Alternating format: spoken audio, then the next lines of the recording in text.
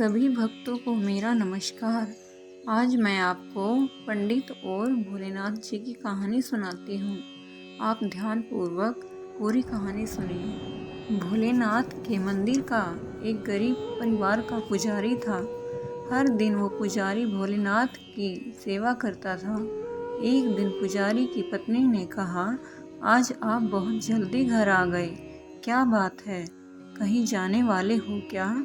तब पुजारी ने पत्नी से कहा, आज मैं पास के गांव में हवन के लिए जाने वाला हूँ और मुझे घर आने में देर हो जाएगी। पुजारी पास के गांव के घर में जाकर हवन करना शुरू कर देता है।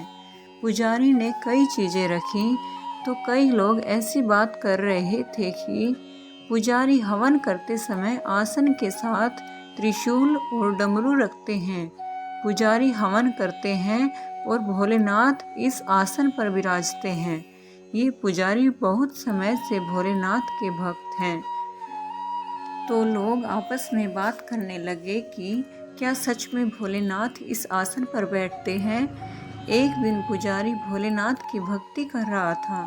तब कुछ लोग आए और पुजारी से कहा, आज हम देखने वाले हैं, क्या तुम सच में पुजारी हो या ढोंग कर रहे हो? एक आदमी ने कहा कि इस आसन पर हम बैठेंगे, तो पुजारी ने मना कर दिया और बोले, ये भोलेनाथ जी का आसन है, यहीं पर भोलेनाथ बैठते हैं। उस आदमी ने पुजारी से कहा, ठीक है, तुम मुझे साबित करके दिखाओ। पुजारी ने कुछ समय मांगा। उस आदमी ने कहा, तुम साबित नहीं कर पाए तो ये मंदिर छोड़कर चले जाओगे। पुजारी ने उस आदमी की शर्त स्वीकार कर ली।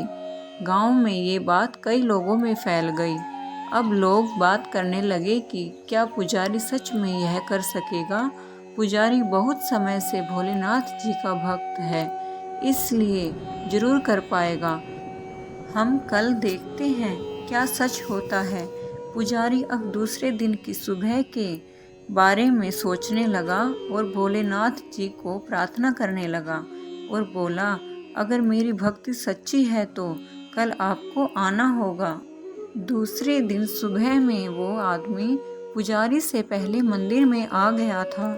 उस आदमी ने पुजारी से कहा, अब अपना हवन शुरू करें, हम भी देखते हैं क्या भोलेनाथ आते हैं। उस आदमी ने एक आसन रख के त्रिशूल और डमरू रख दिया और ओम ओम ओम मंत्र का जाप करने लगा। कुछ समय बाद पुजारी उस आदमी से कहता है, इस आसन को अब यहाँ से उठा के दूसरी जगह पर रख दो। वो आदमी मुस्कुराते हुए आसन को उठाने के लिए गया, लेकिन उस आदमी से आसन नहीं उठ पाया। वह आसन हिला भी नहीं सकता था। उसके बाद उस आदमी को जोर से धक्का लगा और उस आसन से दूर हो गया। तब उसको लगा कि ये भोलेनाथ हैं।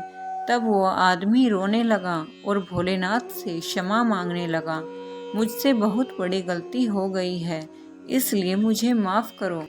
सभी गांव वालों को अब पुजारी की भक्ति सच्ची लगी और गांव वालों ने कहा कि आप ही इस मंदिर के पुजारी हैं, आपकी जगह दूसरा कोई नहीं ले सकता। पुजारी ने भोलेनाथ की तरफ देखते हुए कहा, आप इसी तरह अपनी कृपा दिखाते रहिए, हम आपकी सेवा जन्मों जन्म करते रहेंगे। तो भक्तों, आपको ये कहानी कैसी लगी?